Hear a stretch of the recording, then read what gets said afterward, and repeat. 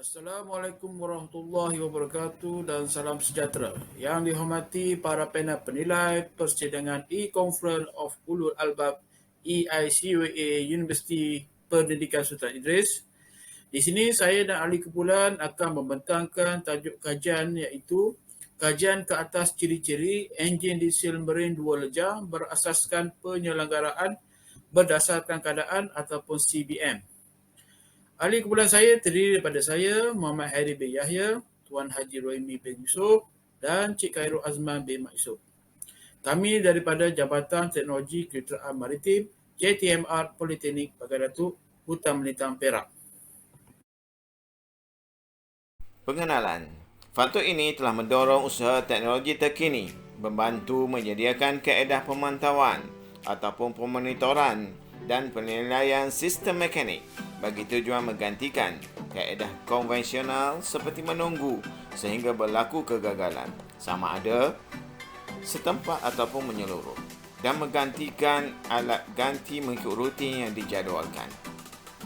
Mengikut Pertubuhan Maritim Antarabangsa IMO, jangka hayat sesebuah kapal dibenarkan beroperasi sekitar 20 hingga 30 tahun. Sehubungan dengan itu, dalam jangka hayat tersebut, enjin utama ini perlu mementingkan keupayaan beroperasi sekitar 7,000 jam setahun serta maksimum 210,000 jam sehingga 30 tahun. Di sepanjang jangka hayat itu juga, kos baik pulih seperti alat ganti sangat perlu diutamakan.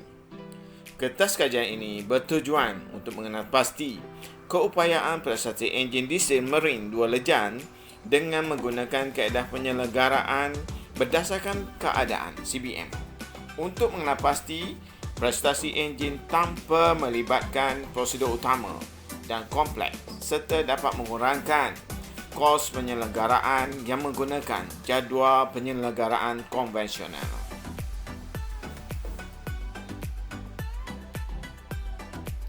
Penyataan masalah. Peningkatan kos penyelenggaraan yang ketara akan meningkatkan kos kitaran hayat peralatan dan ia mungkin mengganggu kecekapan dan pulangan pelaburan dalam mana-mana aset tertentu. Seperti dalam projek ini, ialah berkenaan dengan enjin diesel 2 lejang. Penyelenggaraan berdasarkan keadaan boleh menjadikan satu pilihan untuk mengurangkan kos penyelenggaraan dan meningkatkan kecekapan enjin marine. Objektif kajian. Menilai prestasi enjin berdasarkan parameter kerja. B. Mencadangkan penyelenggaraan untuk mengurangkan kos penyelenggaraan. Skop kajian. Skop kajian ini ialah seperti berikut. Parameter dianalisis adalah berdasarkan kepada standard parameter yang disediakan oleh pengeluar asal peralatan enjin diesel Marine 2 lejang. Pengumpulan data adalah berdasarkan kepada enjin diesel Marine 2 lejang yang sedia ada di bengkel enjin diesel Marine 2 lejang Jabatan Kejuruteraan Perkapalan Politeknik Engku Omar. 4 langkah beban yang digunakan untuk kajian ini ialah 0 kg, 928 kg, 1044 kg, 1160 kg. 3 langkah kelajuan yang digunakan dalam kajian ini ialah 185 rpm, 235 rpm dan 255 rpm. Kepentingan kajian. Kajian ini memberikan pilihan bagi pengguna enjin diesel Marine 2 lejang untuk mengurangkan ramalan kepada jadual penyelenggaraan berdasarkan keadaan. Ia mungkin dapat mengurangkan kos kitaran hayat peralatan dan meningkatkan prestasi enjin. Metodologi kajian. Uji kaji prestasi enjin. Pertama, enjin beroperasi pada kelajuan melahu. Kedua, muatan beban yang dikenakan ke atas enjin melalui dynamometer hidro. Ketiga, beban yang dikenakan ialah 928 kg, 1044 kg dan 1160 kg. Keempat, seluruh langkah di atas diulangi dengan meningkatkan kelajuan enjin dan beban menggunakan dynamometer hidro. peratusan beban meningkat dari semasa ke semasa kepada 25% iaitu 928 kg, 30% 1044 kg dan 35% 1160 kg pada kelajuan 185 rpm, 235 rpm dan 255 rpm. Yang terakhir, semua parameter enjin seperti suhu turbocharger, jaket penyucukan exhaust dan lain-lain parameter direkodkan bacaannya. Keputusan dan perbincangan. Keputusan bagi parameter operasi adalah berdasarkan 4 varian beban dan 3 varian kelajuan enjin. Pertama, varian beban iaitu 0 kg, 928 kg, 1044 kg dan 1160 kg. Yang kedua, varian kelajuan 180 rpm, 235 rpm dan 255 rpm. Daripada graf yang diplot pada rajah, pada dalam keadaan beban 0 kg, ia menunjukkan bahawa peningkatan suhu gas exhaust bergantung kepada kelajuan enjin. Merujuk kepada suhu minyak pelinciran dan suhu minyak bahan api, ia menunjukkan tiada kenaikan suhu yang ketara dan ini boleh dinyatakan bahawa sistem penyucukan bagi minyak pelinciran dan minyak bahan api itu bekerja dalam keadaan baik. Daripada graf yang diplot pada rajah, pada keadaan beban 928 kg, ia menunjukkan bahawa peningkatan suhu gas exhaust tidak bergantung kepada kelajuan enjin. Dengan cara ini, tiada peningkatan yang drastik terhadap suhu exhaust dan pengecas turbo.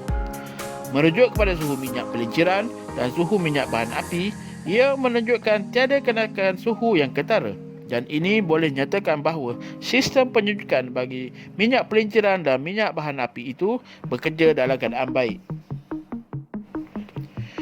Daripada graf yang diplot pada rajah bagi beban 1044 kg, ia menunjukkan bahawa peningkatan suhu gas exhaust bergantung kepada kelajuan enjin dengan tanpa berlakunya persilangan suhu bagi setiap silinder. Ia menunjukkan bahawa silinder pembakaran dalam keadaan yang optimum. Merujuk kepada suhu minyak pelinciran dan suhu minyak bahan api, ia menunjukkan tiada kenaikan suhu yang ketara dan ini boleh dinyatakan bahawa sistem penyucukan bagi minyak pelinciran dan minyak bahan api itu bekerja dalam keadaan baik. Daripada graf yang diplot pada rajah bagi beban 1160 kg, ia menunjukkan bahawa peningkatan suhu gas exhaust bergantung kepada kelajuan enjin dengan tanpa berlakunya persilangan suhu bagi setiap silinder. Ia menunjukkan bahawa silinder pembakaran dalam keadaan yang optimum. Merujuk kepada suhu minyak pelinciran dan suhu minyak bahan api, ia menunjukkan tiada kenaikan suhu yang ketara dan ini boleh dinyatakan bahawa sistem penyucukan bagi minyak pelinciran dan minyak bahan api itu bekerja dalam keadaan baik. Keputusan dan perbincangan. Graf menunjukkan tiada varian yang ketara terhadap bacaan parameter kecuali bagi beban 0 kg. Terdapat tahap yang tinggi pada lengkungan cerun untuk beban 0 kg iaitu dari kelajuan 235 rpm kepada 255 rpm. Fenomena ini adalah kerana enjin dalam keadaan tidak stabil disebabkan dalam keadaan tiada beban. Apabila beban dikenakan, tiada varian ketara terhadap bacaan parameter kerana enjin adalah dalam keadaan stabil dan bersedia untuk dikenakan bebanan. Terdapat 4 graf seperti yang ditunjukkan sebelum ini.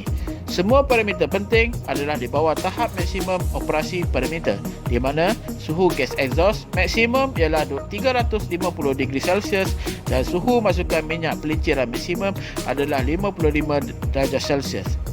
Dan masuk suhu minyak bahan api maksimum ialah 50 darjah Celsius.